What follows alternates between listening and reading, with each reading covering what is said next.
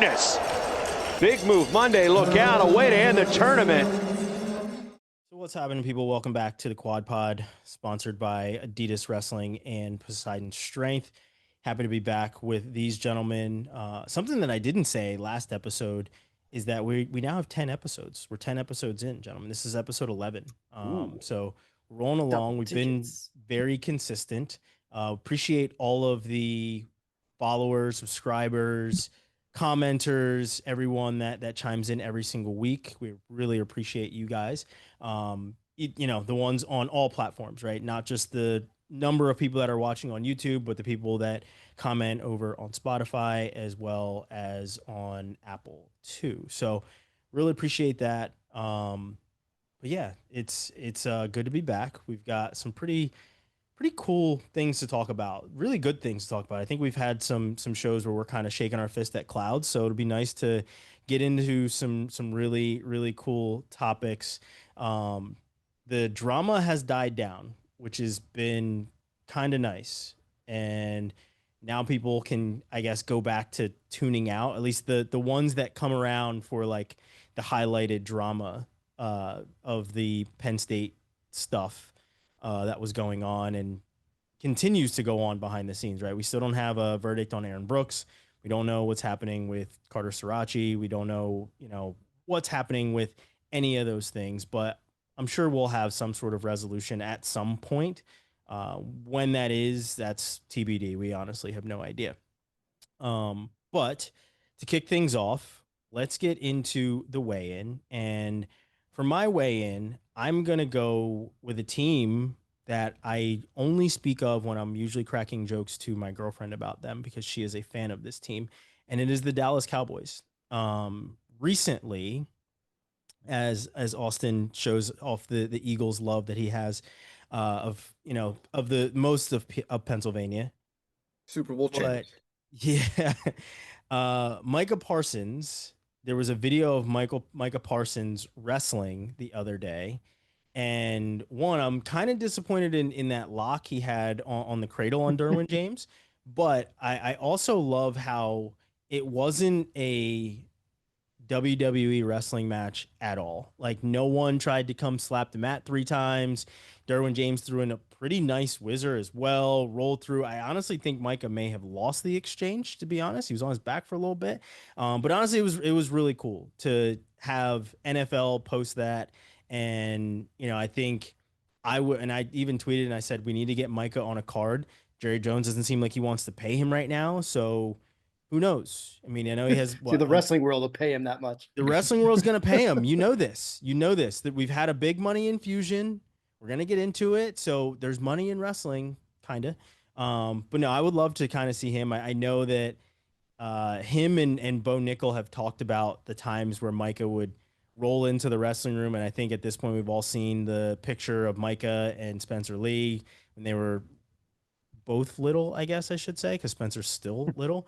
But yeah, it's always really cool for Micah to kind of show off his wrestling support and everything that he does over the years, but then see that video of him wrestling Derwin James, one of my favorite DBs. He also went to Florida State, as I'm a Florida State football fan. So very cool. Very nicely done, NFL. Very cool by both of those guys. Wishing both of them kind of luck this year. Just them, not their teams.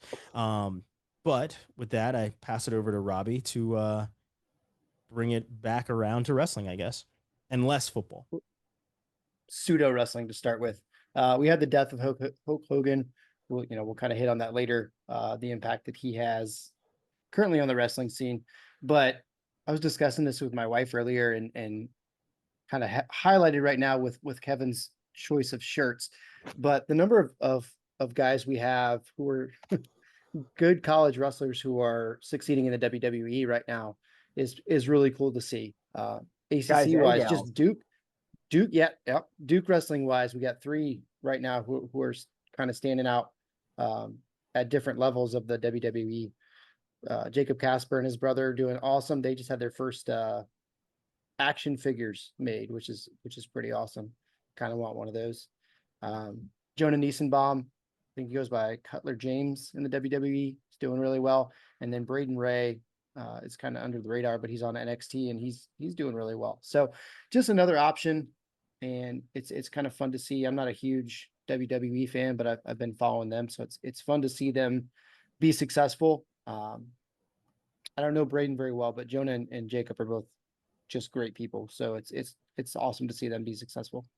For sure. I remember I did an interview with Mike Mock, and he had a chance to go into the WWE and actually turned it down. He was with that hair, he would have been phenomenal. He would have slid right in. Yeah, he's got and with the headgear right now, he's got a real British bulldog look with the headgear. Our demographic understands that as we look at our analytics and know that every single person, for the most part, that is watching this show is all around our ages. So British Bulldog used to rock the headgear in the WWF back in the day. But yeah, I remember Mike Mock could have been another one, and decided to stick to freestyle and I guess maybe hold off on the WWE for right now. Austin, you're up. I'm going to give a quick shout out to Lock Haven University. Just hired Brock Mahler as assistant coach after Ronnie Perry, who was a wrestler there, NCAA finalist, went on a cool Cinderella story run. I think it was like the 15th seed or something crazy like that when it happened. So yeah, he stepped away from the sport of wrestling entirely. Brock Mahler comes in, obviously Missouri, I think it was a 4-time All-American. And then did some time at Northern Colorado with Coach Nickerson, parting there. So Mahler looking for a new home. I think he's a good fit at Lock Haven. Still young in the coaching scene, but from what he's done with those guys in Northern Colorado, I think it's promising for a program like Lock Haven, who just seems to be cranking out studs every couple of years now. You know, especially some of these, I'll call them second chance guys, you know, with Chance Marsteller, no pun intended. Thomas Haynes ended up being there, you know, guys like that were just kind of their second, maybe third stint saw some success. So it's good to get a guy like Brock Mahler in there who has a really cool wrestling name. Yeah, he does. Top of that. So shout out to Lock Haven, and hopefully they're going to be heading up the MAC and, you know, making some noise at the NCAA level. Yeah. And we'll get into more coaching changes later on in the conversation too. So I'm sure Mahler will come back up, and we'll discuss him too. But yeah, that's pretty awesome for him to kind of jump right in after Ronnie Perry is departed. Kevin, bring it on home. So this one's a little bit out of left field, but I was listening to a podcast As you do the day. best. Yeah, thank you. Although I tend to play right field, which is interesting. But anyway, that's where they put the best players, I'm told. Yep. So I was listening to a podcast the other day, and it was on this guy, Norman Borlaug, who basically created this super wheat back in like the 60s. And he's really the reason why we don't have like massive famines and we're able to grow these giant wheat fields, because before you'd have to have them separated so that they didn't get some fungus or whatever that would kill them all, right? And this fungus would come up just through the wind or through the air from like Mexico, basically. And so this guy spent like 10 years just with tweezers, like trying to crossbreed all these different wheats to figure out which ones could actually like grow and sustain and, you know, be, you know, fight these funguses and not die. And basically because of him, and literally for over a decade, just manually placing, you know, the male parts and female parts of these plants into each other, and then like writing it down in like a shack in Mexico to figure out what was going to work. His name was Norman Borlaug, and he was a wrestler at Minnesota. So I've heard that, and I was like, well, that's cool. Of course it would be a wrestler who would just take the worst fucking job on the planet, the most mind-numbing shit, and figure out a way to get through it. Yeah, man, just grinding it out day after day in a shack in Mexico. So shout out to Norman Borlaug for that. That's cool. Shout out to Kansas for growing a lot of wheat. There you go. That's an awesome way in. That's Kansas people. There was some history, there was some science, there was some book learning in that one. Don't ever say that we bring this stupidity. Guy named Norman. Because we've got it all. We've got it all. So yeah. How about that? There's a lot of to go back and rewind that just to make sure they get it all. That's a lot of there'll be a quiz later, gentlemen. So people listening to this, ladies and gentlemen listening to this, there'll be a quiz later. So make sure that you have that one kind of queued up. Maybe we will use that one later because we're putting together some trivia things So maybe we will use that one. You have to go back and listen to some old episodes and see what we said. But yeah, Norman Borlaug. Remember that one. Keep that one in the memory bank. And with that, that is the first part of the show, the weigh-in, as we like to call it here, because you got to weigh in before you can actually get into the action. And now we're going to get to our normal topics, or at least the topics that we have set up for today. And the first one is Penn's 20 million, and that big old chunk of money. We're going to talk a lot about money for the good portion of this show. And Penn's 20 million is huge. And you honestly love to see it over the last couple of years. NIL exempt from this because, like I said, we'll talk about NIL here in a second. But we've seen an infusion of money in certain places. Obviously, with David Taylor and his crew now at Oklahoma State, but now Penn getting this big infusion of money. And this is kind of a two-part question that I want to pose to you gentlemen. And I'm going to start with Austin, mostly because he covers Penn more than the rest of us.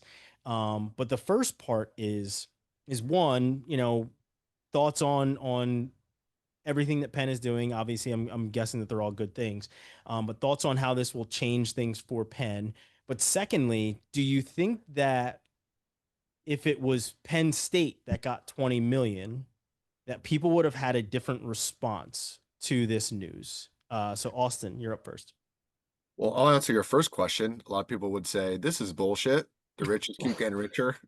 How much better can they get? How much more resources do they need? Yada, yada, yada. So yeah, if that would have been Penn State, I mean, we kind of saw with Oklahoma State, but I think that was maybe a breath of fresh air to fans, because Oklahoma State is seen as going to be the challenger to knock off Penn State. Penn State's already been at the top forever. So 20 million to them is going to give them a lot more resources and things like that they're going to make them just even more unattainable and more record setting. But yeah, back to your first question here, Penn, they've been doing some good stuff behind the scenes, may not have made national news like that. Top 25 recruiting classes are getting guys onto the podium, which, doesn't happen all the time at a Ivy League school, minus Cornell and Princeton lately. But yeah, they're doing some good stuff behind the scenes here. They got young, fresh coaching staff ready to go. And yeah, I'm actually going to find out more. I have an interview with Coach Matt Valenti on Tuesday night here. So we'll be dropping out later this week. So tune into that if you want to hear a little bit more in depth of kind of what went into this $20 million gift and what it's exactly for, and what the future is for the Quakers. It's going to be, I think it'll be a good interview with Coach. Yeah, for sure. Robbie, your thoughts, both parts of the question. Doesn't seem very Quakery to get $20 million. Kind of seems against their ethos, but awesome for the team, awesome for the program. I mean, they've been doing so many good things, both with Penn and with the Penn RTC. Just great people coming through there. And I mean, Kevin and his Philly wrestling movement. Shout out to another Kevin there. It's been good to see. I was going to bring him up too. But it's good. They are going to use the majority of it towards a new facility, is my understanding, which is kind of desperately needed because they're in an older building, and that's what happens with schools like this. UVA is going through the same thing right now as well. But as far as if it were another program, the reaction would be completely different. If it was Penn State, people would be pissed that they're getting higher up and getting more that they don't need. But I think there hasn't been as strong of a reaction in regard to that with Oklahoma State yet. I think over the next 2 or 3 years, when we still see Richardson throwing money after money after money into that program, we will start seeing that reaction of people being upset that the rich is getting richer. But I mean, at least Chad Richardson and Paycom are not just supporting Oklahoma State, but they're pushing for Oklahoma and the state as a whole to grow with the programs. Yeah. Agreed. Kevin? Yeah, I mean, I'm pumped just in general for Penn. I mean, I always say his last name wrong. I always say it McGuigan. That's not how it's pronounced. Wiegand, I think. Wiegand, right? yeah. Okay. So. Yeah. Okay. I will. Awesome, dude. I love Kevin. Phonetically. Kevin's the man. Kevin's awesome. He's always posting, cool, like high positive stuff, getting up, working out, training with people, loves the community around there. Like, it's really, really easy if you follow him to like just be like, yeah, I get it. I absolutely get it. Brandon Slay, obviously an alumni there, Olympic gold medalist. Matt Valenti, who you just referenced, obviously Austin, but like 2-time champ there. Like, that's a really hard thing to do. So, and Especially then at just the time he did it. right, exactly. And then just about as charismatic and awesome a dude as you can be. Like, super pumped for everything. My point in just referencing all those people that went to Penn. I'm just really excited for what they're going to be able to do. Not just, the having the facilities piece, but just in general, that like where the school is, what they can offer students. It's really, really great holistic thing. So I'm very excited to see what it does. You'd like to think that an influx of funds like this and everything is going to be able to help out in all the ways that you'd want it to. We're going to talk a little bit more about some of this stuff later, but I don't know what you can or can't do as far as like I don't know where the Ivy League rules change as far as like scholarships and other offerings and NIL and those sorts of things and how they're impacted. But the fact is, like, people typically go to Ivy Leagues for that Ivy League experience, right? Mm-hmm. And so they'll be able to do that. They'll be able to get the great facilities along with it. They'll be able to reach their goals ideally too. So pretty pumped across the board. Now, for me, I might, if this happened to Penn State because some dude who wanted to give his money to Penn State gave it to Penn State, that's the dude's job, right? The dude is there to hook up his program with whatever money he has the ability to hook it up. So I don't know if I would have been mad necessarily. I think I think more the fans, right? The fans would have had a completely different outlook on it. Oh, sure they would. Yeah. Especially with again, the recent news from various people from the program and and what will come of that. But yeah, I mean, obviously the news would have pissed people off a lot more than say the Quakers getting 20 million, And it's not even from Oats. Right. Yeah, I mean, I think it's great. Honestly, I loved the mock-ups that they put out of the new facility. I thought that looked really cool.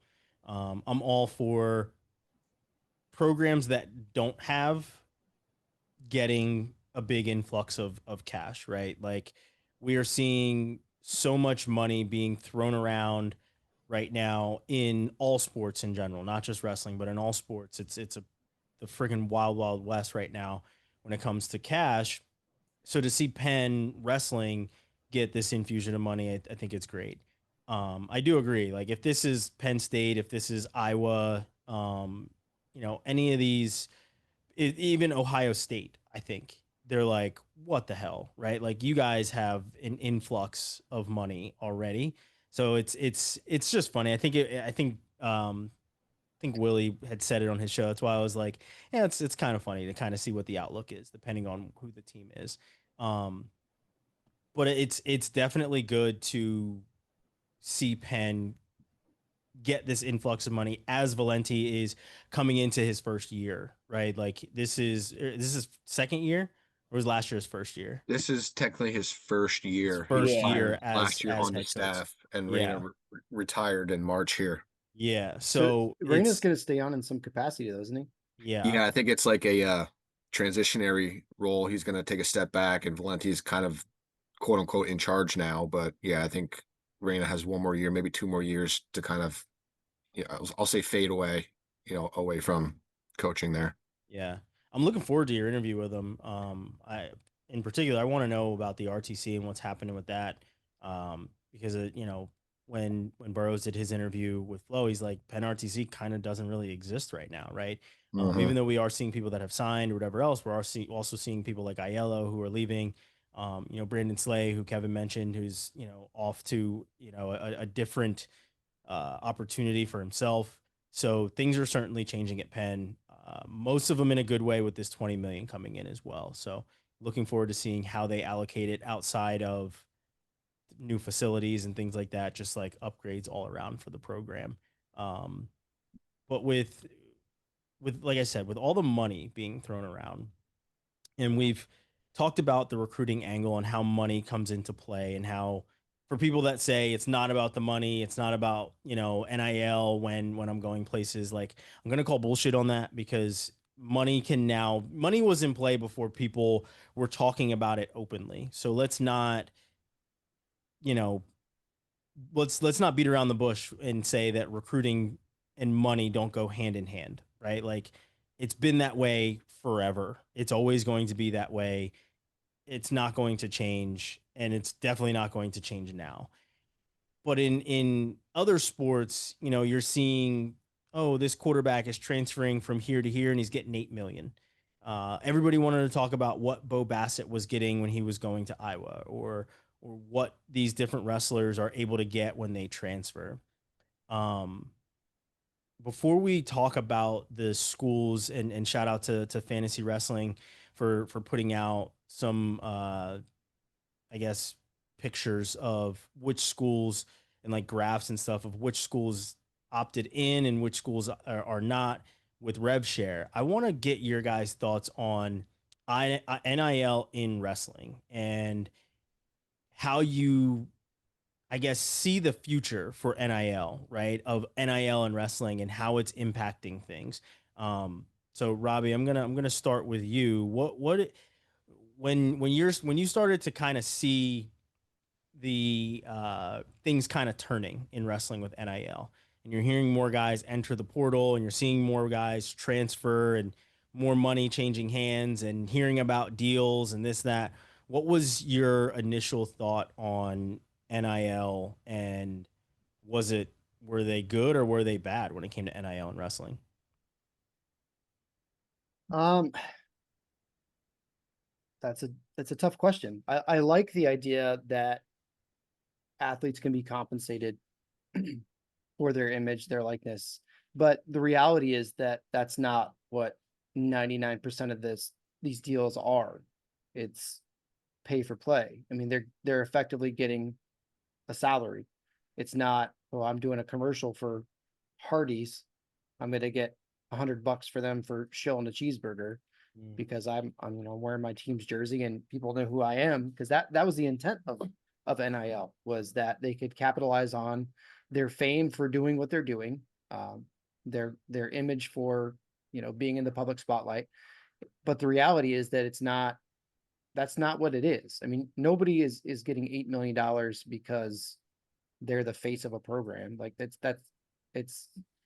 getting paid to play there. They're not advertising for something or giving any benefit to whomever is paying them, other than playing for that school and making them money on the back end. Yeah. Yeah, I completely agree with that. It's, and I pay attention to NIL outside of wrestling, probably more so than in wrestling, to be completely honest. And seeing how it's transforming sports is the wildest part. Specifically, like softball. Texas Tech softball has signed some of the biggest and baddest out there. It's almost like what we saw with Iowa last year, with Yep. or maybe I should say 2 years ago, with Teamer. Even more than that. Yeah, it's on like such an elevated scale in other sports. So as much as we complain about, oh, this kid's transferring to Iowa, we saw Teamer, we saw Parco, we saw, Buchanan, like Buchanan, right, like every single one of these, it was insane. And we were like, when's the levee gonna break, right?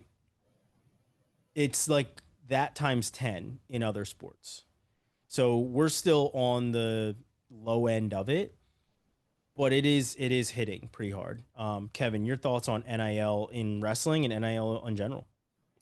Yeah, I mean, it's it's interesting because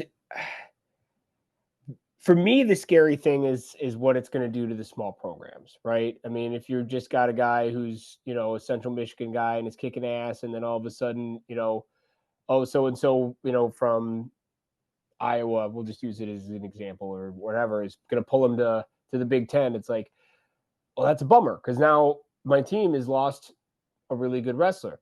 At the same time, it's tough because there's the hypocrisy of it, right? Who am I to sit here and be like, you've worked hard to get really, really good, and now you can't, get into a room with theoretically better practice partners and better training equipment and that sort of stuff, right?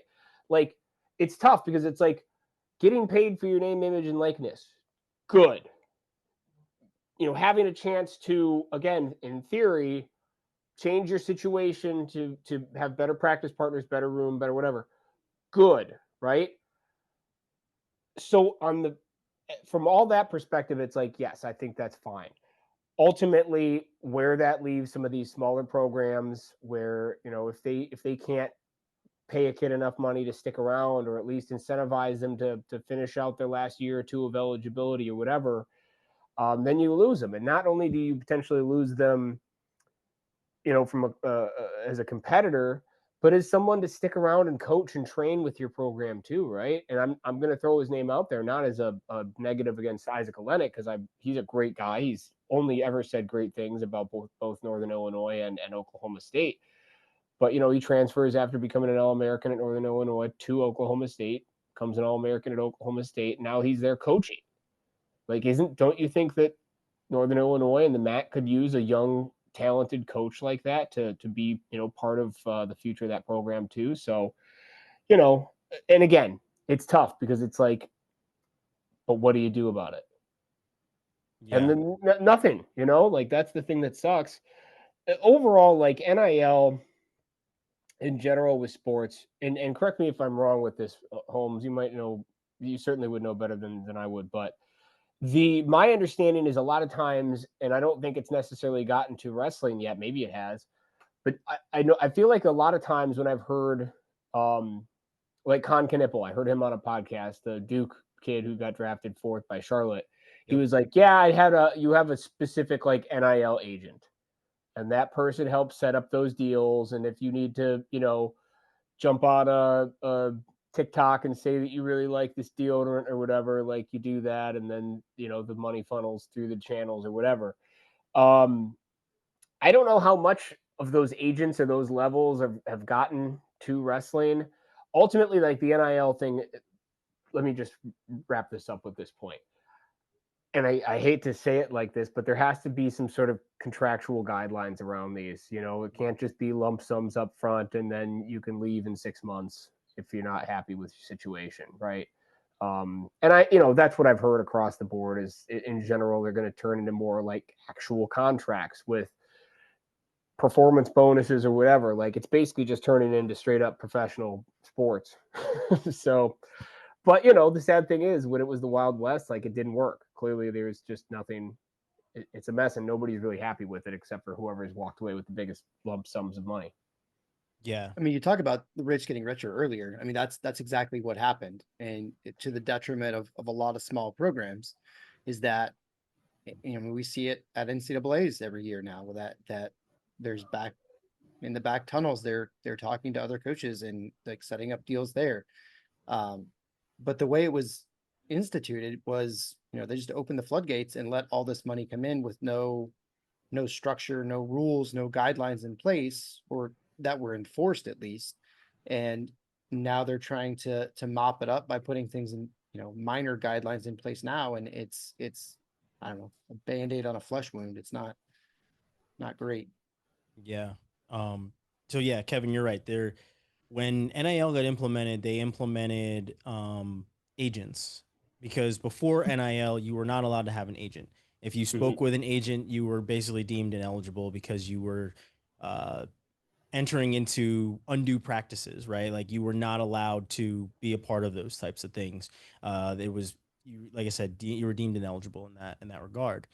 I have been fortunate enough to be in the rooms with some pretty high-ranking people when it comes to the NCAA, mainly the old commissioner of the NCAA, and heard his last interview and speech when I worked for Sports Business Journal. And he essentially, with the things that are happening right now, right? President Trump just signed a executive order trying to get rid of third-party pay for play in NIL.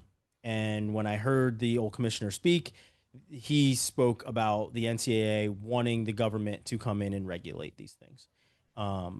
And, you know, on my other podcast, we talk about that types of stuff all the time. So I won't bore everybody with those types of details because that's not what we're about here. But the things that are happening with NIL are things that the NCAA has always wanted. Yeah. You know, Robbie talks about how it was the Wild West. The NCAA wanted that because for so long they were fighting against it and they wanted it to look like an absolute shit show so that they can then come in with their regulations and this and that and essentially play the savior when in actuality they were the ones that were setting a very long fuse and allowing it to blow up and then coming and putting out the fire, right? So It's like when you let your kids eat cake for dinner exactly. and then they bitch about their stomach hurting. That's pretty good analogy. Pretty good analogy. So now we're seeing what it looks like, and obviously, like in other sports, it's really really bad. It's not as bad in wrestling as we would like it to be with the bitching that the fans do, but it is certainly a thing. And I'm of the yes, players should be able to make money, and I love that they can make money and not go hungry or anything else. And I can remember when they were allowed to get free meals. I think who was it? I think it was me and Kyle Bradkey were on a visit to Illinois when Illinois was getting rid of their second or third cafeteria on campus and transitioning into a athlete only cafeteria so that they had somewhere to go and get meals every day, because one athlete said he goes to bed hungry. So they were like, can't have that. That NCAA's like, that's bad pub. Let's fix that. So try wrestling. yeah, like there's been a lot of things. Yeah, I think it was like a basketball You mean you player make or something weight? like that. Yeah. Yeah, like they said he went to bed hungry, and I'm like, yeah, you have no idea. So they were transitioning that at Illinois at that point. So like Lucas there's a Bird's lot of like, me things. too, bro. Yeah, right. Right, yeah, like cool. That's awesome. Cool sneakers that you guys get over there. I had to buy my own wrestling shoes. Well, that was my thing when it first happened too, because I've kind of been in there where especially at these small schools, you see how the basketball team gets treated, you see how the football team gets treated, and did they think that was going to get better when these guys were going to get paid? No, it's going to get worse. Those football and basketball is going to get more money, invested in them. Yeah. And the worst case scenario was all these wrestling programs are going to get dropped because they can't afford it. And we haven't seen a ton of that yet, maybe a little bit here and there, but give it a couple years. yeah, and that's what I was going to get at. It's like that hasn't happened yet, but doesn't mean it's not going to, because everyone's investing in these two major sports in football and basketball, and wrestling doesn't make money. Willie went on a whole rant about it this week. I think you guys should look into it, because yeah, Willie's Willie, he goes on tantrums, but this one I think hit the nail on the head. Like wrestling, you don't make money in the sport. You're gonna have to get these donations and a lot of these gifts of multi-million dollars to help keep programs alive, which is unfortunate. But that's we're probably going to see that more coming down the line here as well. I mean, even Scott Green hit on that the other day too. with the tweet that Scott put out, was that the number one job of a head coach is 1, fundraising, 2, fundraising, 3, fundraising. That's become the archetype. Like the head coach position is now a CEO position where you're more of a fundraiser than you are a technician, as it used to be. And it shouldn't be. That's the reality. It sucks. Yeah, it shouldn't be. And then the fourth is re-recruiting your same guys every year who can potentially leave for money. Not at Army, obviously, but like at some of these other schools, you have to go and re-recruit your guys, right? And we talked about I think Robbie, you brought it up, of like hearing it in the tunnels at NCAAs of, oh, I wonder where that guy's going to be going next year. And we've said this before. Kevin and I heard that about Nasir Bailey the year that he was an All-American when we were in Kansas City. We heard it in the tunnels of people talking about this, right? Of like, wonder where he's going to end up going. They were a year early on it, and now he's at Iowa after 2 years and not just one. But Erisman kind of fully spoke about it in his pre-tournament presser, where he's like, I already know that my guys are getting calls. So it's happening with poaching and NIL and things like that. And I want to move over to this these pictures and these charts that Fantasy Wrestling posted, and yeah, there are some discrepancies in here. I mean, he's got Northern Illinois and the Big 12, and Citadel, I believe, is in here twice, as he notes in the comments on Twitter. But you get the gist of it, right? You see that there are schools in every conference that are opting in as well as opting out. I'm not going to go through all of them. You see them right now on the screen of all the different teams that are opting in and opting out. But for the most part, all of the ACC, all of the Big 10, the Big 12, all but one. Obviously, no one in the Ivy. It's not how that works there. The Pac-12, all four of those teams in wrestling. And then the other two conferences that have the majority that did not opt in are the EIWA, where they have 5 that did and 7 that didn't. Southern with 4 that did and 5 that didn't. But for the most part, you're seeing, it's the total 55 to 23 that he has on here. And I haven't looked into these. I'm trusting him and trusting his work.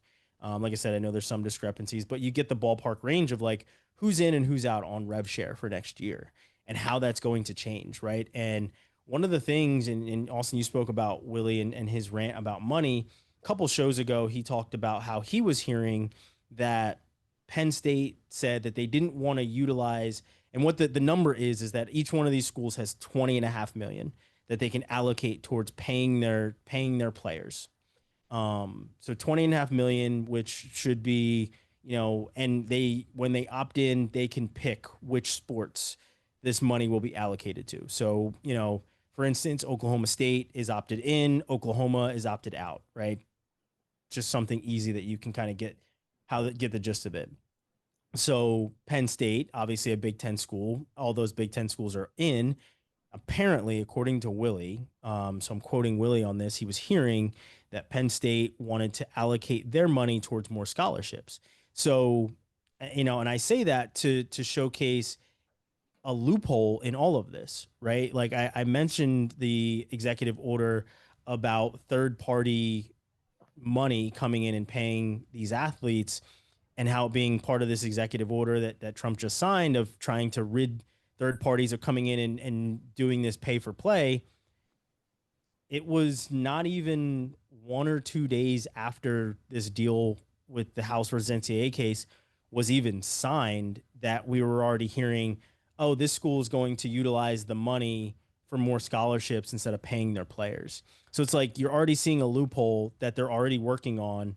So this executive order, while everybody can cheer it and say, oh, he's trying to save college sports, no, like there's literal people put in place to figure out workarounds and go behinds on all of these different things where, I mean, think about it, right? In the Bo Bassett situation, they're saying all we wanted was the same thing that other schools were giving their recruits, where it was like Oklahoma State is doing this for Jax or whoever, when Iowa is saying no to some of those same things. Schools have people put in place to figure out how to get around these rules.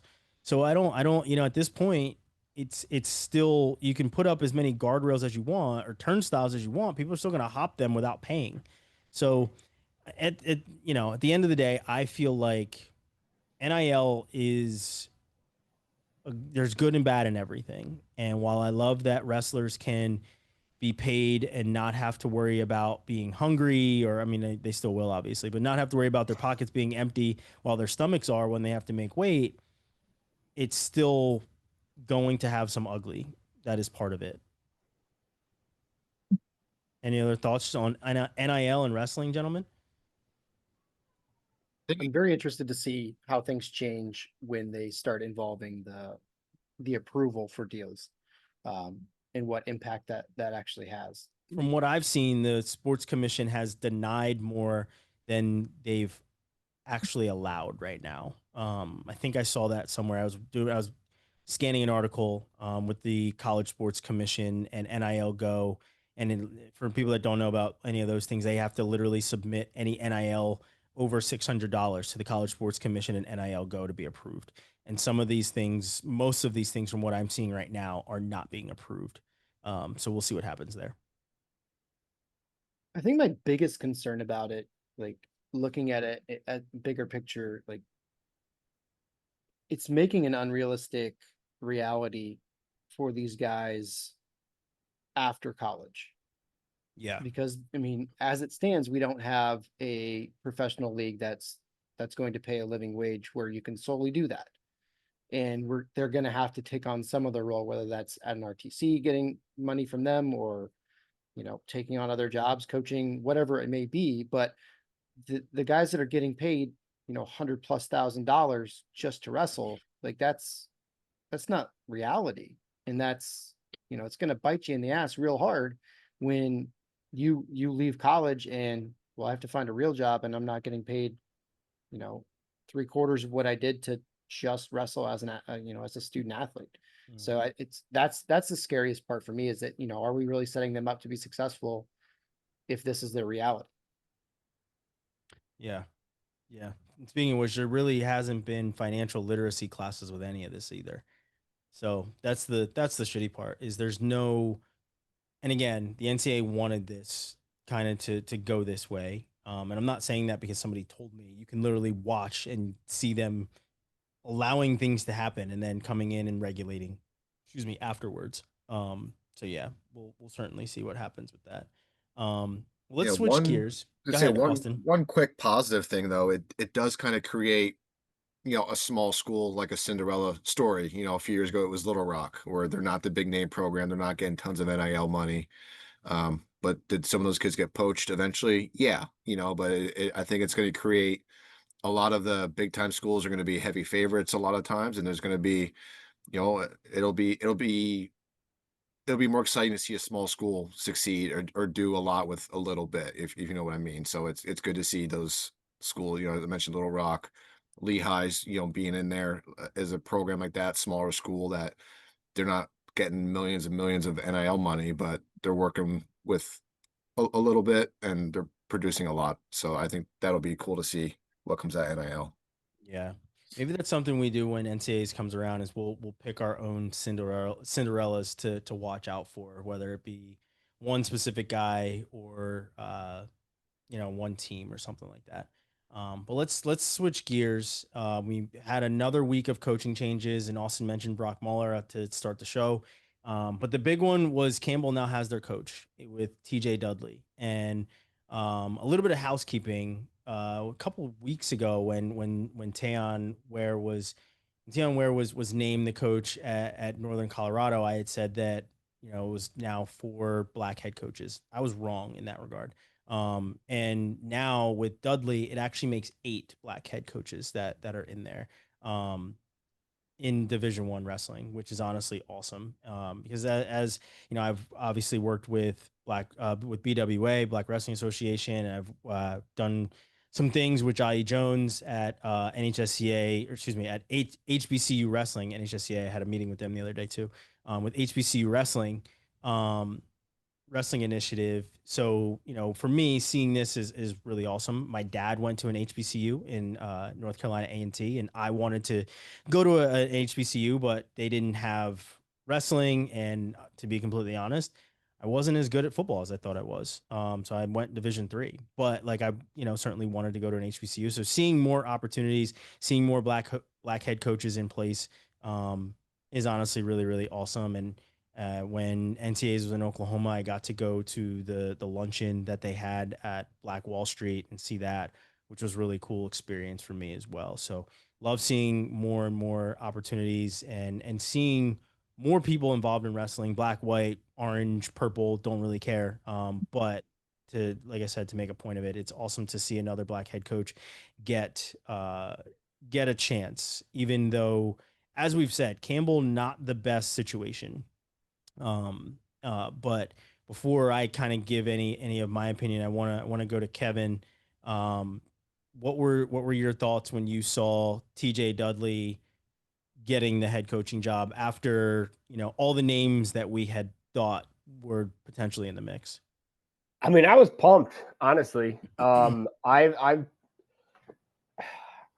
to remember. It must have been Big Tens in Illinois, maybe. I don't know, but I remember being in the same hotel as like the Nebraska team was a bunch of years ago, and TJ Dudley was wrestling there, and so we'd cross paths in the hallway or whatever all the time, and we were just drunk, so we would be like, TJ, great job, dude, and he was like, thanks, man, like just super nice guy.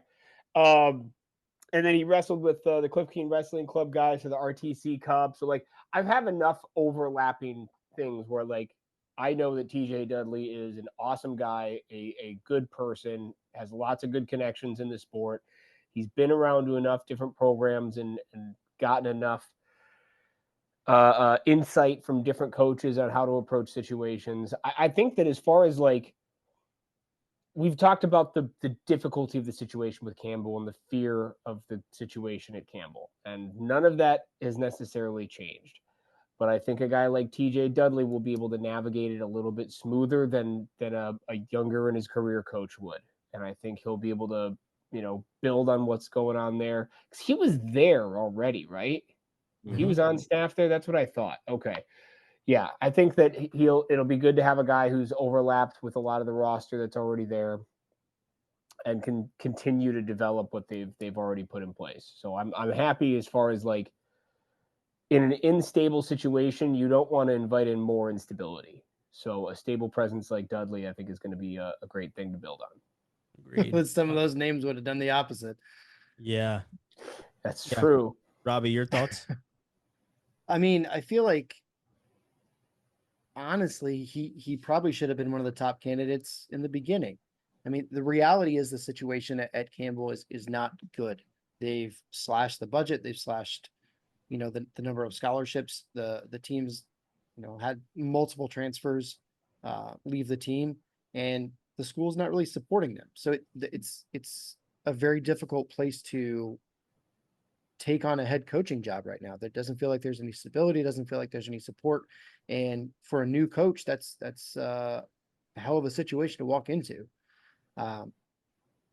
TJ's a good choice. I mean, he's shown that he's a solid assistant coach.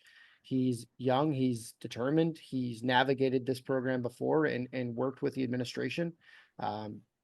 He has the trust of the guys who are still there, and they want to be there with him. So that's, for the place the program is at right now, that's probably the best choice they had. And some of the names that were floated out there and that interviewed and some that were offered the job and turned it down, I don't know how good of a fit they would have been there. So I like the move. I think it's a good, I think it's the right option for them. Austin? Yeah, I agree with both you guys, and kind of circling back to what someone said before about fundraising being the top thing of a coach nowadays. He saw Centes before he stepped down raise what was $100,000 for that program. So just having the connections there with the alumni who help support that, and Dudley's still young, hungry, and I think it's probably an obstacle he thinks he can overcome and help that program be successful. I agree, he's the right person there, and I think just his knowledge of being around the program and like I said, having those connections to alumni to help the fundraising going with limited support from the school, I think it's a plus for Campbell. Yeah, I'm super happy for TJ that he gets this chance. Like Kevin, I saw him at Nebraska and met him when he was at Nebraska, and super nice guy. And, I was pretty excited to see him in the NCAA finals, right? Like it was awesome to see him succeed. And now seeing him get to be a head coach not far from where he's from in South Carolina. I think he's from like a couple hours away in South Carolina. So, you're able to stay close to family and you don't have to uproot or anything else. So far, I haven't really seen too much change, I guess, when it comes to the coaching or the wrestlers. I haven't seen, just like been paying as close attention to guys transferring in or transferring out or whatever else. UVA picked up two transfers from Campbell. Yeah. And I mean, I know we saw, speaking of coaching changes, Josh Heil is now at Wyoming as well. He was there. But with some of the names that we were talking about, and I think, we said this when it came out, in our group, I was like, I love this for TJ. I think it's great, but I also feel like the school is moving towards giving them less. which really sucks because he was there when they cut the scholarships. He was on staff, and now they're putting him in and expecting him to do something with less. And the vibe that we're getting from behind closed doors is not the best one when it comes to Campbell. And I feel like more could potentially be cut because it's just not a good situation. I want people to continue to support Campbell because we can't afford to lose more teams. We definitely can't. Wrestling's on the upswing. We have women's And they wrestling built a damn good program. Exactly. It really is, right? Like they certainly did, I know they lost Tay, but that happened before everything else. Like there's just so much happening there, but I feel like that could be a really good program. North Carolina has the most Division 1 wrestling teams. It needs to stay that way. We don't need to be cutting teams right now. But it was a double-edged sword for me. I was like, as much as I am behind TJ and I want him to succeed, and I've always wanted this man to succeed from the first time that I met him and just realized how great of a human he was. Like, I feel like the school is trying to set somebody up to fail. And that ultimately sucks, but I have a ton of faith in TJ to put together a very good team that continues to be competitive and continues to have really cool duels with Wyoming and do what they've been doing and continue that And trend. TJ can grow more facial hair than Scotty can. So, so I'm just hopeful, right? And I hope that despite some of the administrative things they build on what they have to work with, even though they're working with very small building blocks, I hope they continue to do that, right? So, yeah, it like I said, keeping those things to us, but it sucks to hear some of the things that are happening, but also great to see TJ Dudley getting a chance, which is honestly awesome. Any other thoughts on TJ or any other coaching changes that you guys want to call out? Devin Schroeder left Wyoming to go join Josh Moore's staff back in Ohio. So I think that'll be a good move for him. I like Josh Heil to Wyoming. I think he's going to be a good fit there. Who's the other one? Austin already hit on Brock Mahler. Yeah. And I know Eddie Clamara left VMI, so they're going to have an opening. Yeah, that happened today, right? Yeah, yesterday, I think. Yesterday. And I know we said that we would be getting details about Nate Angle out. Nate's still waiting on some paperwork stuff. But we will have him on. We'll talk to him and we'll get all the details and things of what's going on with Nate. We just have to kind of keep that, I guess.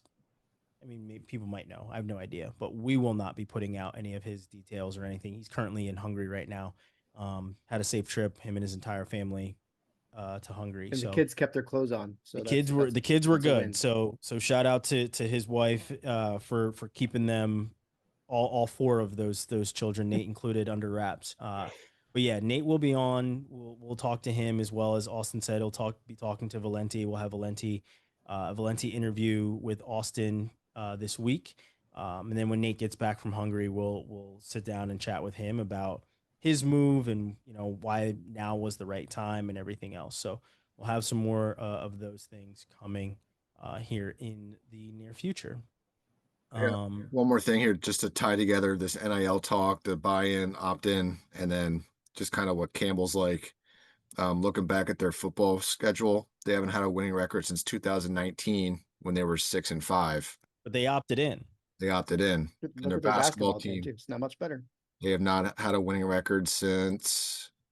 Sorry, that was basketball. 2021. They were 16-13. It was their last winning year. And football was 2019 when they were 6-5. They've had losing. Don't worry, that's going to bring all the money in. It's going to save everything. Yeah. And that's just the thought process of a lot of these schools. It's like, oh, there's an opportunity for us to make money if we buy in. But yeah, not so much. No offense. Well, the hard part is like how much of a windfall there is for a Cinderella run in the basketball tournament and how much can come to the school from that. And that's they're trying to capture that like their hope. small window of opportunity. or, possibility that that actually happens. And the reality is 99% of the programs will never see that. And it's impacting every other program at the school because of it. And the funny thing about that is they won't see that because Cinderellas don't really exist anymore because of NIL. Mm-hmm. This was this year's March Madness. With speaking of basketball in and of itself, this year's March Madness was, I believe, one of the most chalk March Madnesses in the recent history, where there wasn't there's articles out there of the death of the Cinderella team at March Madness because NIL has now taken all of the best and most badass talent and put it pretty centralized on a couple of different teams.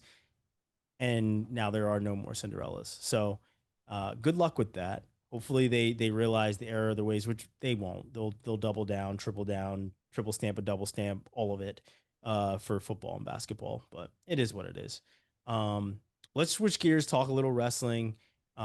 So recently, the rosters for a international tournament going down in Poland. I'm not even going to attempt to speak the name. It's a memorial in Poland. I'll say that. But the men's freestyle team that came out that is competing, Devin Turner and Vito Arujau both going at 61, Brayton Lee at 70, Joey Blaze at 74.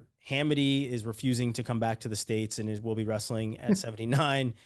Simon Ruiz, yeah, you are European now. Simon Ruiz is wrestling also at 79 and Dustin Plott at 92. But the name that sticks out for people is obviously Vito Arujau, because the performance that we saw from Vito up against Jax, where he just looked dead, right? And people had to speculate, right? Because he had a delayed wrestle off, people were speculating, okay, is he still hurt? Is he still injured?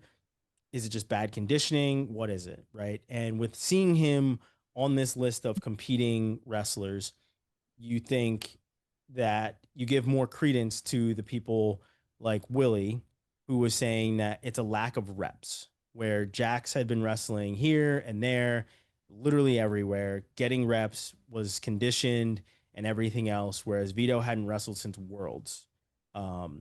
And it showed, right? And now this comes out that Vito's going to be wrestling in Poland. What do you guys make of this? Did this, we had the conversation after Jax and Vito wrestled, and it was one of those, okay, what was up, right? Where was the disconnect? Was he injured? Was he hurt? Was he tired? Was he not fully 100%? Like, what was it? Does this change your guys' minds, specifically when it comes to Vito, about what his state was? And Austin, I'm going to come to you because he's an EIWA guy, so you've seen him wrestle a good bit. And I think you were there when he wrestled Crookham too, right? Yeah, I saw him lose both matches to Crookham throughout the year, and then came back. NCAAs was obviously a different story when Vito was a lot more healthy. Mm-hmm. So yeah, I think it's kind of along the same lines there. I don't know if he was actually injured and then now he's healthy and just has that sour taste in his mouth. He wants to get back and compete because he's a competitor, obviously, or if he was, or if he just wasn't in great shape and it wasn't in the match shape, didn't have the reps, like you said, and maybe this is way of getting back and, getting back on the mat and feeling that out and just improving. He still technically is the alternate for the USA World Team. So Jax gets in a fight or something at homecoming senior year. I don't know. Just, he might not be able to wrestle, but so Vito still should stay in shape and be ready, obviously. But yeah, I think my opinion would be he didn't like his last performance and he's too competitive not to do it. So I think that's a big driving force there. Yeah, Kevin. Yeah, I mean, same sort of thing. I got my butt kicked last week at practice on Monday. And so I was really excited this Monday to kick someone's ass. And so I beat up some high schoolers for a bit and felt like a man. So, I'm sure he's going to go beat up some Polish dudes and be like, dude, I'm back, baby. So, but no, I mean, all seriousness, like, yeah, he wants to compete. He wants to get out there. I'm sure part of him is like, hey, I was battling through injuries. Was obviously back enough to wrestle Jax, lost that match, but like, hey, let's go get back after it. Let's go compete. Let's go see where else, I can get my hands on some people and kind of figure out what I need to figure out. And more often than not going to figure that out in actual live wrestling than just kind of going through technique at that point, I would think. Yeah. Robbie? Yeah, I mean that's what I get out of it. He's feeling healthy enough to go and recognizes that he needs to get some reps in and wants to come back from what I think he would consider a down performance. So it's good to see him back out there. I mean, Hamidy's just staying in Europe for the summer was kind of cool. I Backpacking mean, he tour. looked great. Yeah, The DJ Hamity European vacation. Euro trip. Yeah. Yeah. There you go. Eurotrip starring DJ Hamity. What a movie Nice. that was. There's so many things to Love say that right now. one. I mean, he had a great showing last week, so I'm excited to see him again. The other names on there aren't names we typically see, so we'll see what they can do on the international scene. Yeah. Yeah, for me, the Vito of all of it, I was surprised to see him on there, but then I was like, okay, then I'm chalking up that performance to not being conditioned, right? And maybe not lung conditioned, but like body conditioned, where he hadn't had the reps, right? And that kind of solidified that for me. But like, yeah, I mean, I love to see other guys getting a chance to wrestle internationally. I believe wasn't Joey Blaze just over there as well too. Yeah, He he wrestled during the was. Russia duel too. He's So looking big. he looks Yeah, I did. enormous. Yeah. He Love seeing him looks big. bigger than Hamity. Yeah. Who's a 79, which is crazy. But it's awesome to see these guys getting back on the mat. I love seeing that Brayton Lee has not given up wrestling just yet. Yeah. That was really awesome to see. But yeah, I feel like Vito needs the reps. And if he's going to be ready come next year, then he's going to have to be getting in the reps right now. And it sucks that he was not 100% previously, but I think he was 100% when he wrestled Jax. And and we weren't saying that Vito wasn't 100% to take anything away from Jax. It was more of he delayed a wrestle off. So this is a feasible conclusion. But I think that he was. I think he was, I don't think that he was injured, because with this being on this list tells me otherwise, right? That it was a reps issue, and his body wasn't conditioned to wrestle a full 6-minute match. Speaking of Jax, something that, and I'm gonna completely give the credit to Flo on this, because they talked about this maybe a couple weeks ago, and this was something that I had written down, and we never discussed it, but it kind of goes hand in hand with something else that we'll get into. Is, do you guys feel like Jax Forrest should skip the rest of high school wrestling? We saw Kyle Snyder do this when he was in high school, where he literally won everything that there was to win. There was nothing else that, he could possibly earn that would put him any deeper into the record books, right? Do you guys feel like Jax Forrest should go that same route and say, yeah, high school, there's nothing for me to prove. I'm going to, maybe either go to the RTC and train at the RTC, or something along those lines, where he's getting better competition so that he can continue to level up? I mean, obviously he's already making world teams, but do you feel like that's a viable option for Jax Forrest to take? Robbie, you're up first. I think so. I mean, I think the difference with him and Kyle's situation is practice partners, though. I mean, and not to take anything away from the guys that were a good counsel with Kyle, but Jax has some damn good talent in that room to work with, and that's guys that'll push him and can challenge him and help him continue to grow there. But the other side of that is, what does he have to prove with another Pennsylvania state title? If he's making world teams and, potentially could be a world medalist this year with how he's looked, would it be better for him to go to that next step? He's already on the higher end of the age bracket for a senior. would it be put him in a better position to either go to the OTC for a year or to effectively take a gray shirt and finish out high school virtually or homeschool wise and go down to In Stillwater Oklahoma, for that matter. and train there. I don't know. Yeah.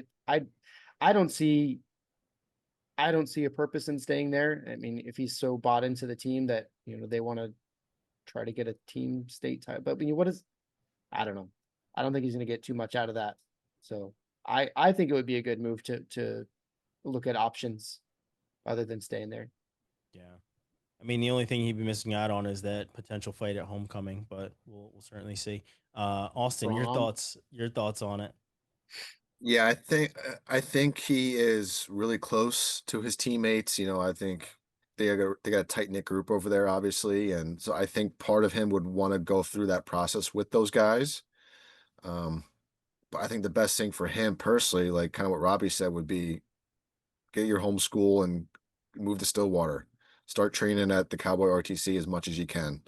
Can he do both? I mean, I'm not sure how the state of Pennsylvania works. I'm not sure if he could do one semester or a bunch of weeks in Stillwater and then move back and still compete for McCourt. I'm not sure how any of that would work, if at all. But if there's a way to kind of combine those two, I think that would be his option. Just doing the end of the year stuff with his team, winning that state title. Because I don't think they won last year. I think they lost to Faith Christian, didn't they? Yeah. So Yep. that So maybe a they're gonna team have a title is battle the with top of Faith. his list. Yeah. But is that big picture? Is that enough? what's best for him Yeah, for his I don't know. career for moving forward? And I think, with the PIAA, as weird as they are with some of their rules, I don't think they're going to give him any wiggle room to work with. No, You're probably right on second thought. Yeah, that's a good point. not at all. I mean, I think it's already enough to have McCourt in the position that they're in. Effectively kind of creating this team out of thin air over the last few years. No, everyone just came in from different parts of the country to one small town. That's how it works. Magically, everybody loves. They heard about this guy named Bishop McCourt, and it was like a fairy tale, and everyone wanted to meet him and wrestle for him. It's a That's great how that housing works. market. Yep. Perfect. Exactly how that works. Kevin. I don't know. Maybe I'm crazy, but I'm like, what's one more year? He got this good in high school already. Why not just finish it out? You know how many times you get to do high school if you do it right? Just the once. Unless you're Billy Madison. Right, exactly. Yeah. And how lucky was that guy? We don't all get to do Veronica Vaughn. And now we're pulling him out of there, Oh, hot. Yeah, no, I don't know, man. Let the kid finish out his senior year. He'll have fun doing it. I would think. I mean, again, he got this good being there primarily, right? Now we're gonna pull him to this or Oklahoma RTC or Cowboy RTC. It's gonna make him jump levels from here. I don't know. I think some of it is maybe he's a super mature kid. I'm sure to get to that level, you probably have to be. But I don't know. I think it's a little dangerous when we're pulling impressionable kids out a little early, in my opinion. But again, I don't know how old the kid is. I mean, if he's sitting there 18 and he turns 19 in April or something, maybe he's ready. But that's my whole thing is the kid's experience in growing up is probably a little bit more important than the next 4 or 5 years of him wrestling. He'll be fine. Yeah, I mean, I tend to agree with that, right? Where you only get one go around in high school. I can remember hearing about Kyle Snyder leaving high school to go to the OTC, and I was like, really? I get it. I certainly get it. He had completely different aspirations. It was very different. And, like Robbie said, his practice partners, it's night and day, right? They're not even close to being. Don't talk down about Spencer Neff.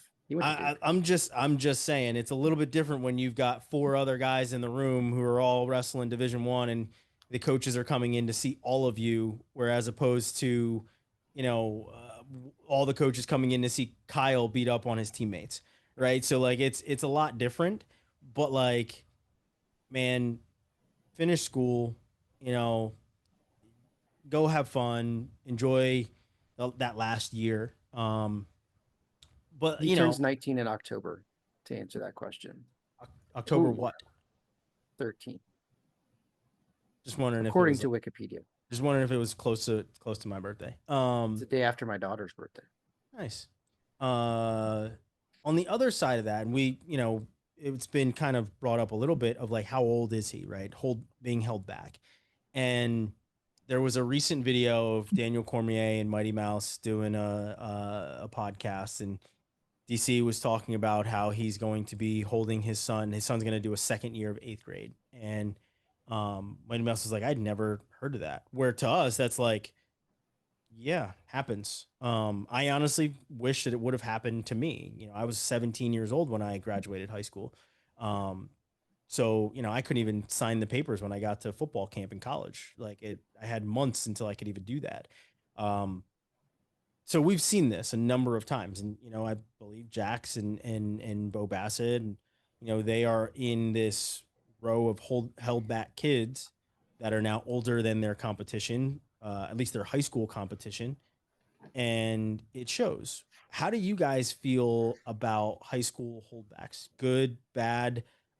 Is it something that you have looked at for your own children? As you guys are all dads, I am not, but is it something you've thought about utilizing, or is it just like, listen, you're this old, go?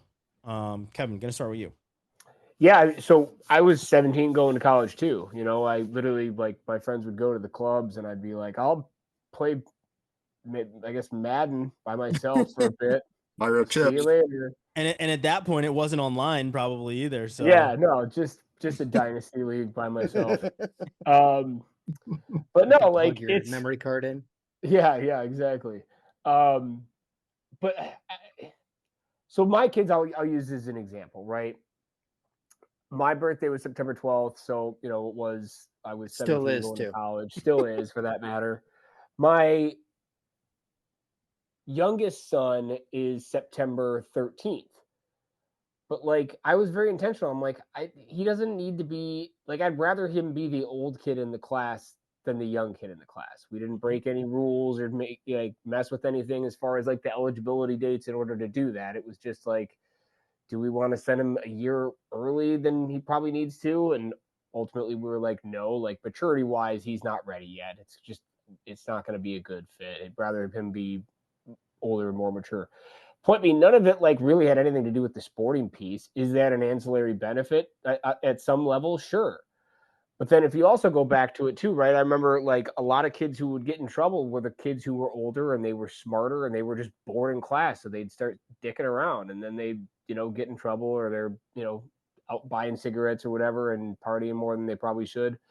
So I don't know. Ultimately, it was like, is this going to be the right thing for my kid?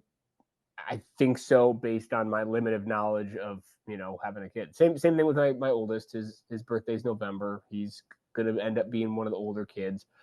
As far as, like, holding them back an additional year, unless there's some academic reasons, I'm just generally against it. I mean, I don't see a supported reason other than, well, he'll be older. It's like, yeah, you know what? I'm 39. I beat up some high schoolers today. I should.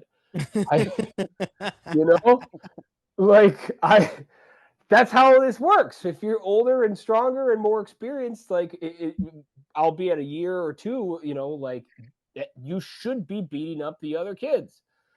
So I don't know that you feel that much better about it, or if I even answered the question. The short answer is no. I don't think holding back for anything other than academic or maturity reasons really makes sense, or you should feel good about, even, for that matter.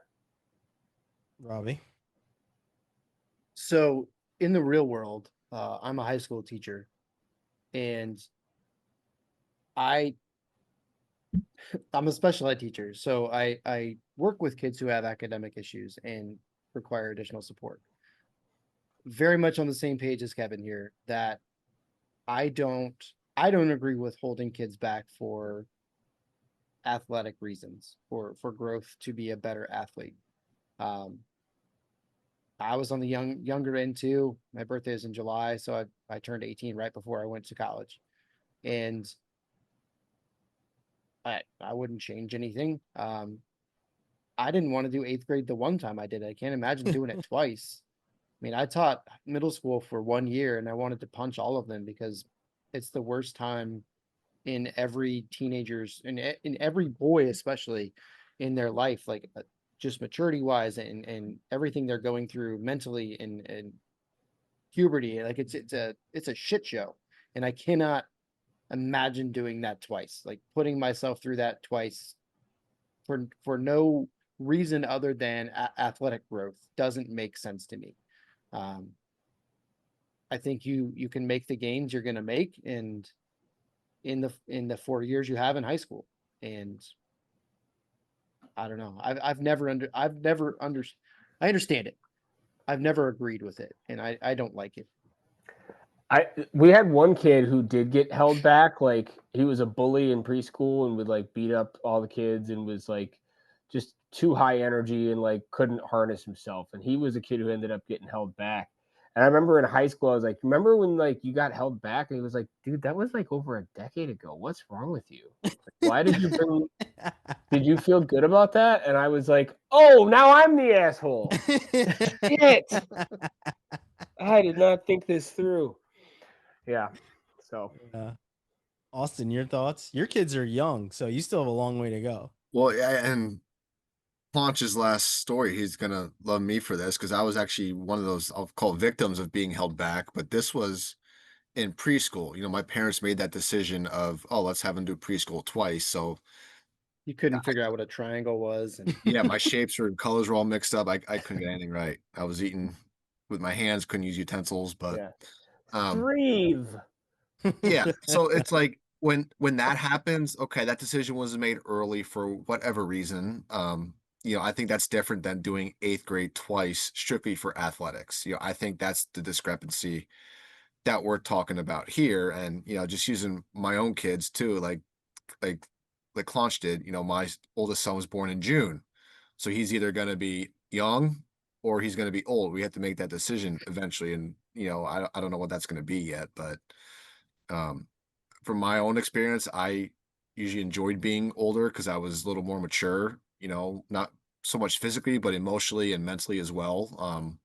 I hung out with older kids, and that was just kind of where I fell. But not everyone's the same as me, obviously. But yeah, I think it's becoming more open as well, too. I think parents are getting more into it because they can see what success in wrestling can do and what that can be a vehicle for in the future. Obviously, getting good scholarships, NIL is a huge thing now. So, you know, we come back to what we talked about earlier, and you're yeah, seeing those guys bring in, and 100, 200K just to wrestle. yeah, That makes more sense. yeah. So like I see the understanding behind it now. It's a little more open. I think it was a little more frowned upon in the past, and I think Holmes, we've talked about Jordan Oliver in 9th grade weighing 90 pounds soaking wet and Yeah. still being a state runner up, just being outsized by everybody, you know, but obviously he was a special talent.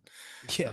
But and that's the other thing too, is someone is in going into 9th grade and only weighing 90 pounds, maybe a holdback year would be beneficial for them just so they can kind of grow and physically mature a little bit there too. So again, I'm on both sides of the fence, depending on the circumstances. It's, you know, it's usually for the parent and their kid to decide, but um, generally probably not the best decision if it's strictly for athletics.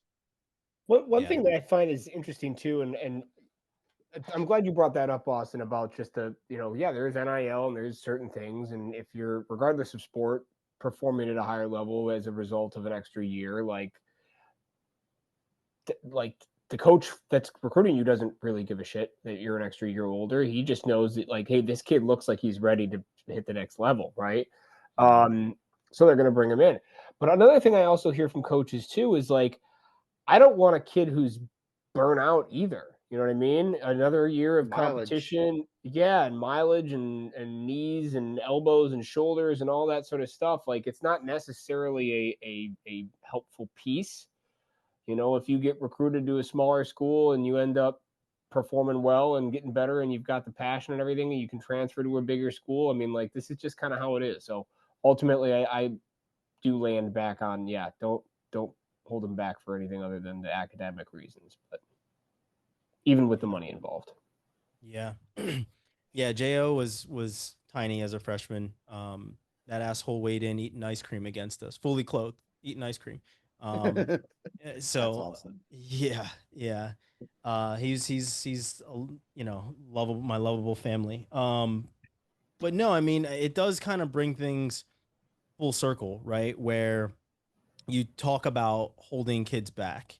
And now you are, as we look at what NIL is doing for the college level, you're having parents look at their 12-year-old son who's, lighting it up at 7-on-7 and trying to get NIL deals for their kid, right? So like all of these things kind of come full circle where NIL is a very trickle down kind of a thing, depending on what state you live in, right? Because here in Texas, you cannot enter into any NIL.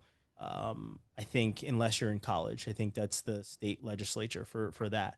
Um, but when kids are held back, and I don't even really remember it being a thing for me, to be completely honest. Like I don't remember. I think the first time I think I actually heard about it when I was watching the movie Varsity Blues, and they were sitting there at the table, and he was like, "We're gonna hold Kyle back. Eighth grade's not so bad, is it, son?" And I was like, "Wait a second, people actually do that?" Like, Damn. right? Like it may have been a movie, but then like after that, I had like heard of other people being held back. At that point, I was like, I didn't know you could actually do this, and to that point, I was like, shit, I'm only 14. I'm a 14-year-old freshman in high school. Like, I'm younger than everybody else in my class. Can I redo ninth grade? Like, how the hell can I do this? Right? Like, how do I make this happen? And now I talk to different parents and they're like, yeah, he's going to take a gap year. And I'm like, So they call it gap year. yeah, it's a gap year. It's like, oh, is that your technical term for keeping your kid out of school for a year? Like I like, And as you see, guys I have I said, could I see get it, more. but it just is what it is for me. I can see more practicality and more growth for a kid with a gap year than I can repeating eighth grade. And they repeat eighth grade to get around eligibility issues with high school. Like Yeah. that's the reasoning it's eighth grade. But taking a gap year and doing homeschooling for a year, effectively you're still repeating eighth grade, but it's not the same situation. Yeah, I Um, guess a gap year and repeating eighth grade are two different things, right? Where a gap year, you're not competing most of the time. You're not competing with the school. You're maybe practicing, going to RTCs, not on a mhm. team. You're not going to school, anything else like that. Whereas when you're repeating eighth grade, you're redoing all the same shit that you literally just did the year before. And we see, a very public example of it with Doug Schwab's boys. They've both taken a gap year Mm-hmm. after eighth grade, and I think they've done a good job with not making it solely athletically focused, in that they have a component of them giving back, them doing mission work, them traveling and doing something different and having to have some sort of focus that they're working on, rather than just doing it for athletics. Now they get the athletic benefit, um, clearly, but it's not. It's I don't know. It's the same, but it's different, I guess. And Yeah. I'm not a big fan of either, but I would prefer to see something like that where the kid's actually still growing and getting something out of it, more than just getting a year of growth before high school physically. Yeah. Well, I as like how always, go I ahead. like how you watched Varsity Blues and what you took from it was like the extra Oh, I year of I eligibility. took a lot from Varsity Blues. That So was a fantastic movie. wait a minute, hot teachers are also strippers? This is great. Took a Oh, lot from Varsity Blues. Yeah. But yeah, I mean, that was one of the things I remember hearing. I was like, oh shit, you can actually do that. Um, but yeah, I mean, as always, we want to hear from people. Give us your takes on all these different things that we've talked about, good, bad, ugly. I know for a fact that every single person that is watching and listening to this has some sort of take on NIL and has some sort of take on holding kids back as well. So give those takes. Let us know what you think. Appreciate, I guess, the criticism that I got last week. And obviously people always talk about, oh, I talk too much. guys, I'm doing multiple things on this show. Yeah, So shut the fuck up, Holmes. So I'm going to talk more than the rest. But no, you're not gonna silence me. I'm the one with the microphone. Damn it. But no, I'll show more personality. I've heard of that too. Like, don't be so analytical. No, I do think about what I say normally before I say it. But I appreciate everybody Yeah, that just run with it. sometimes I do, sometimes I don't. But no, we obviously appreciate our sponsors, both Poseidon Strength and Adidas Wrestling. We're working with Adidas, so make sure you guys stay tuned to see some of the really cool things we have in the works with them, as well as working with Poseidon too. So we're I'm reaching out to a wrestler this week for a potential, I guess, kind of sponsorship deal with Poseidon as well. So we'll hopefully maybe have another Poseidon Strength athlete, as I know they have some stuff with Penn State that they're doing, and they're looking for a couple other athletes too. But yeah, guys, as always, awesome conversation. Love digging into some of these things. We had a couple weeks of drama. It's kind of fallen off since then, which is kind of nice until we get right back into things when wrestling starts up. I know there's a lot of high school recruiting going on, so there's a lot of different guys looking at some different things. Not this week. It's dead week. It's dead week, which is pretty awesome too. So, but no, as always, like I said, appreciate the conversation, appreciate the followers, the likes, the comments, the subscribes, all of the different YouTube and Spotify things that people say at the end of shows. Gentlemen, you got anything else? Any other movie quotes you want to drop before we head out? Nothing. Wow. I don't want your life. There you go. Yeah. Knew there was something in there. But no, we appreciate it. We'll see you guys again next time. Peace.